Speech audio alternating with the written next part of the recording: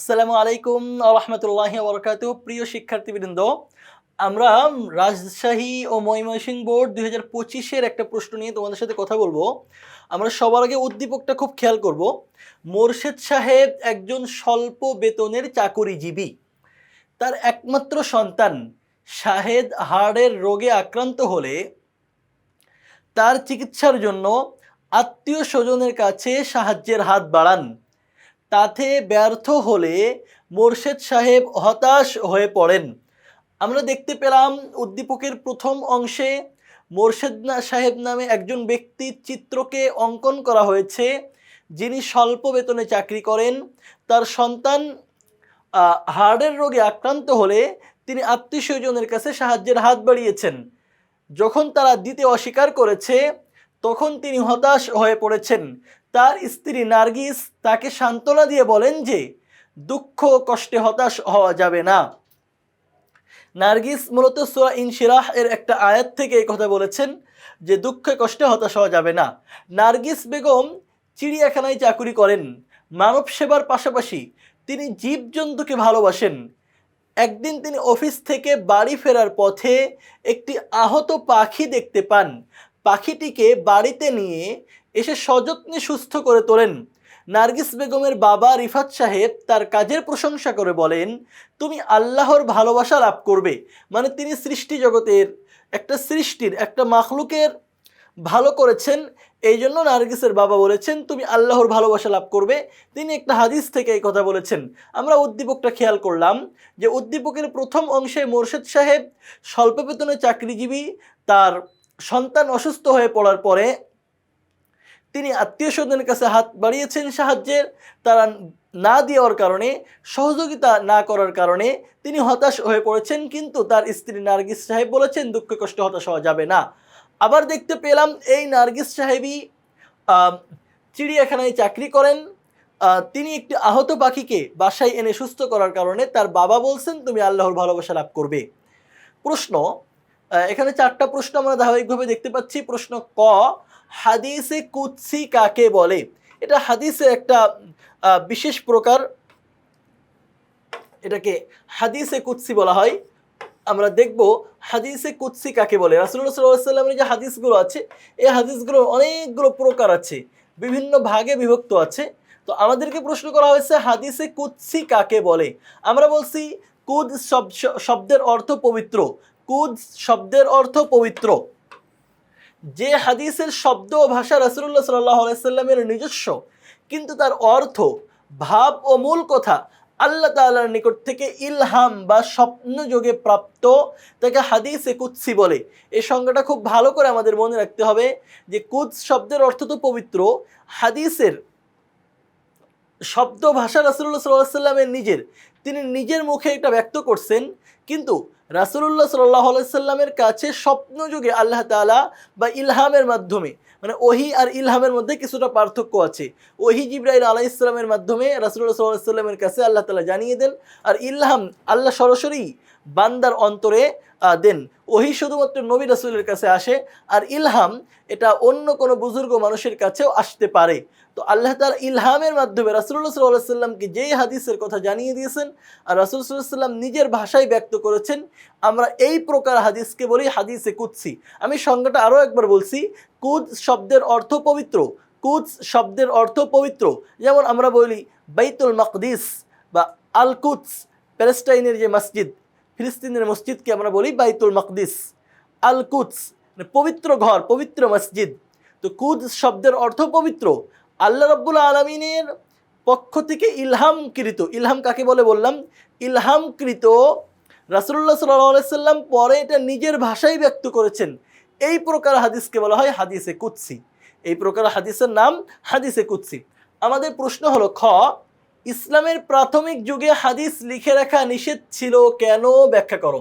ইসলামের প্রাথমিক যুগে রাসূলুল্লাহ সাল্লাল্লাহু আলাইহি ওয়াসাল্লাম হাদিস লিখে রাখতে নিষেধ করেছিলেন। হাদিস কেন লিখে রাখা নিষেধ ছিল? কারণ তখন কোরআন মাজিদ অবতীর্ণ হচ্ছিল। এখন কোরআনও লিখে রাখা হচ্ছে, হাদিসও লিখে রাখা হচ্ছে। তাহলে কোনটা কোরআন কোনটা হাদিস এর সামঞ্জস্য হওয়ার, মিলে যাওয়ার সম্ভাবনা ছিল। এই জন্য রাসূলুল্লাহ সাল্লাল্লাহু আলাইহি ওয়াসাল্লাম হাদিস লিখে রাখতে নিষেধ করেছিলেন।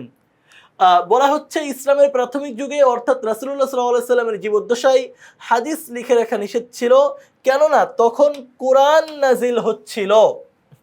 রাসূলুল্লাহ সাল্লাল্লাহু আলাইহি সাল্লামের বাণী, কর্ম ও মৌন সম্মতিকে সাধারণভাবে হাদিস বলা হয়। সুতরাং রাসূলুল্লাহ সাল্লাল্লাহু আলাইহি সাল্লাম থেকেই হাদিসের উৎপত্তি। রাসূলুল্লাহ সাল্লাল্লাহু আলাইহি সাল্লাম থেকেই হাদিসের উৎপত্তি। ইসলামের প্রাথমিক যুগে হাদিস লিখে রাখা নিষেধ ছিল, কারণ তখন পবিত্র কোরআন নাজিল হচ্ছিল। এই অবস্থায় মহানবী সাল্লাল্লাহু আলাইহি সাল্লামের হাদিস লিখে রাখলে তা আল কোরআনের বাণীর সাথে সংমিশ্রণের আশঙ্কা ছিল। এ কারণে ইসলামের প্রাথমিক যুগে হাদিস লিখে রাখা নিষেধ ছিল।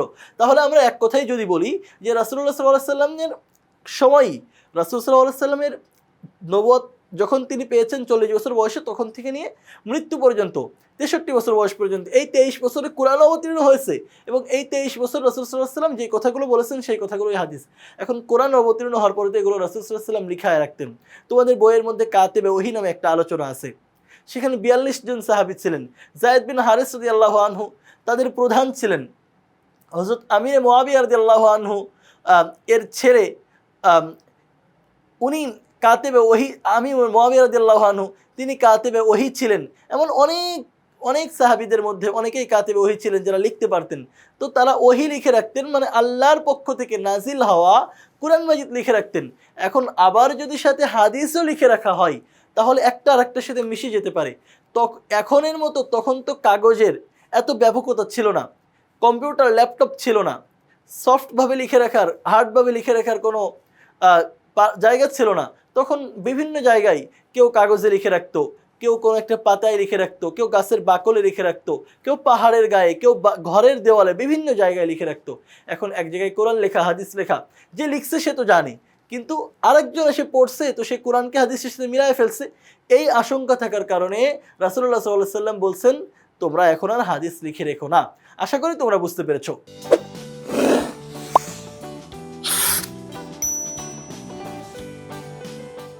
এক কথায় কোরআনের বাণীর সাথে সামঞ্জস্যতার কারণে, মিলে যাওয়ার আশঙ্কার কারণে রাসূলুল্লাহ সাল্লাল্লাহু আলাইহি সাল্লাম হাদিস লিখে রাখতে নিষেধ করেন।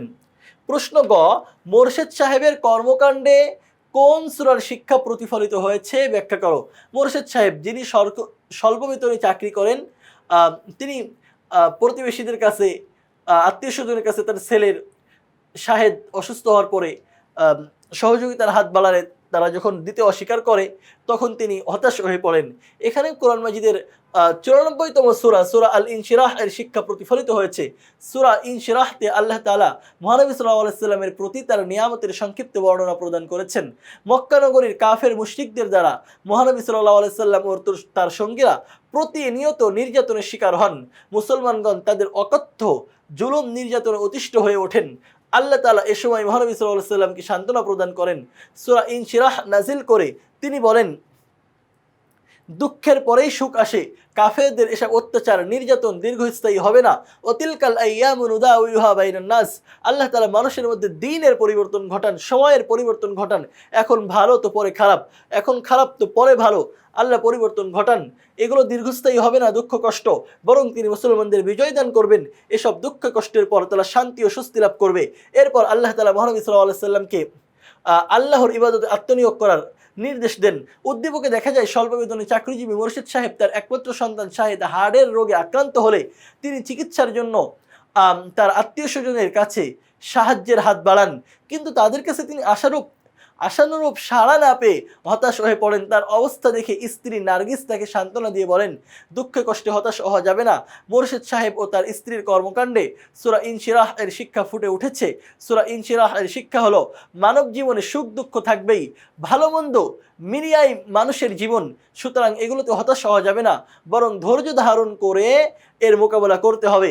একসময় আল্লাহ তাআলাই মানুষের কষ্ট যন্ত্রণা দূর করে দিবেন। যে ব্যক্তি সত্য ন্যায়ের জন্য চেষ্টা সাধনা করে, আল্লাহ তার অন্তরকে খুলে দেন। যেমন আল্লাহ সূরা ইনশিরাহ শুরুর আয়াতেই বলছেন, আলাম নাশরাহ লাকা সাদরাক, হে নবী আমি কি আপনার অন্তর খুলে দিই নাই? তো যারা সত্য সাধনার জন্য প্রচেষ্টা করবে, আল্লাহ রাব্বুল আলামিন তাদের অন্তরকে খুলে দিবেন, তাকে সৎ পথ প্রদর্শন করবেন। জীবনের প্রতিটি মুহূর্ত অত্যন্ত মূল্যবান, অতএব সময়কে কাজে লাগাতে হবে, দায়িত্ব কর্তব্য সঠিকভাবে পালন করতে হবে। তাই মোরশেদ সাহেবের উচিত বিচলিত হতাশ না হয়ে আল্লাহর উপর ভরসা রাখা। আল্লাহই এসব এই দুঃখের পর সুখ দিবেন, এই বিশ্বাস রাখা, এই অটুট বিশ্বাসের কারণে ইনশাআল্লাহ আল্লাহ তাআলা নিঃসন্দেহে তার কষ্ট লাঘব করে দিবেন। আমরা এখানে দেখলাম যে মোর্শেদ সাহেবের কাজের মধ্যে কর্মকাণ্ডে মূলত সূরা ইনশিরাহের শিক্ষা প্রতিফলিত হয়েছে। তিনি দুঃখ কষ্ট হতাশ হয়ে পড়ছিলেন, তার স্ত্রী বলছে আপনি হতাশ হয়েন না, আল্লাহ আপনাকে সহযোগিতা করবেন। সূরা ইনশিরাহতে যেটা বলা হয়েছে যে ইন্না মাআল উসরি ইউসরা ফা ইন্না মাআল উসরি ইউসরা, কষ্টের পরেই সুখ আসে। সর্বশেষ প্রশ্ন আমরা দেখি, নার্গিস বেগমের কাজটি সংশ্লিষ্ট হাদিসের আলোকে চিহ্নিত করে তার সম্পর্কে তার বাবা রিফাত সাহেবের মন্তব্য বিশ্লেষণ করো। আমরা দেখতে পেলাম যে উদ্দীপক পড়ে নার্গিস সাহেব ছিলেন একজন চিড়িয়াখানায় চাকুরিজীবী। তিনি রাস্তা দিয়ে আসার সময় একটা আহত পাখিকে বাসায় নিয়ে এসে সুস্থ করেছেন। তার বাবা বলেছিলেন তুমি এই জন্য আল্লাহর ভালোবাসা পাবে। আমরা বলছি নার্গিস বেগমের কাজে সৃষ্টির সেবা সম্পর্কিত, বইয়ের যে সৃষ্টির সেবা সম্পর্কিত হাদিস আছে, আল খলকু ইয়ালুল্লাহ, সমস্ত সৃষ্টি আল্লাহর পরিজন, এই হাদিসের শিক্ষার বাস্তব প্রতিফলন ঘটেছে। আর তার সম্পর্কে তার বাবা রিফাত সাহেবের মন্তব্যটি উল্লিখিত হাদিসে বর্ণিত সুসংবাদেরই প্রতিধ্বনি হিসেবে বিবেচিত হয়। মানব প্রেম ও সৃষ্টির সেবার ফজিলত সম্পর্কে রাসূলুল্লাহ সাল্লাল্লাহু আলাইহি সাল্লাম বলেন, সমগ্র সৃষ্টি আল্লাহর পরিজন, সুতরাং আল্লাহর নিকট সর্বাধিক প্রিয় ওই ব্যক্তি যে তার পরিজনের প্রতি অনুগ্রহ করে। মানে আল্লাহর পরিজন হলেন সমগ্র সৃষ্টি। এখন যে এই সৃষ্টির প্রতি ভালোবাসা দেখাবে, দয়া দেখাবে, সে আল্লাহর সবচেয়ে প্রিয় বান্দা। মানে এখন নার্গিস সাহেব একটা পাখির প্রতি ভালোবাসা দেখিয়েছে, যে পাখি আল্লাহর সৃষ্টি, সুতরাং তিনি আল্লাহর প্রিয় বান্দা। তার বাবার বক্তব্য যে তুমি এই কাজের কারণে আল্লাহর ভালোবাসা পাবা, আল্লাহর প্রিয় বান্দা হবা, একই কথা। আমরা দেখতে পাচ্ছি হাদিসের আলোকে তার বাবার কথা যৌক্তিক। চিড়িয়াখানায় চাকরিরত নার্গিস বেগম একজন মানবপ্রেমী ও পশু পাখি প্রেমী মানুষ। তিনি মানব সেবার পাশাপাশি জীবজন্তুকেও ভালোবাসেন। এর উদাহরণ, একদিন অফিস থেকে বাড়ি ফেরার পথে একটি আহত পাখি দেখতে পেয়ে তিনি পাখিটিকে বাড়ি নিয়ে এসে সযত্নে সুস্থ করে তোলেন। সৃষ্টিজীবের প্রতি নার্গিস বেগমের এরূপ দয়াদ্র মনোভাব আর ভালোবাসা দেখে তার বাবা রিফাত সাহেব তার কাজের প্রশংসা করে বলেন, তুমি আল্লাহর ভালোবাসা লাভ করবে। এখানে নার্গিস বেগমের কাজ এবং তার বাবার মন্তব্য দুটোতেই উপরে উল্লেখিত হাদিসে রাসূল সাল্লাল্লাহু আলাইহি সাল্লামের যে রাসূল সাল্লাল্লাহু আলাইহি সাল্লাম যে বলেছেন যে সমস্ত সৃষ্টি আল্লাহর পরিজন, আর যে আল্লাহর পরিজনকে ভালোবাসবে সে আল্লাহর প্রিয় বান্দা, এর প্রতিচ্ছবি ফুটে উঠেছে। হাদিসে সমস্ত সৃষ্টিকুলকে আল্লাহর পরিজন বলা হয়েছে। পরিজন বলতে এখানে আল্লাহর নিরবচ্ছিন্ন প্রতিপালন, ভালোবাসা ও অনুগ্রহে তার নিয়ামত ভোগকারী সমগ্র সৃষ্টি জগৎকে বোঝানো হয়েছে। তন্মধ্যে মানুষ হলো আশরাফুল মাখলুকাত বা সৃষ্টির সেরা জীব।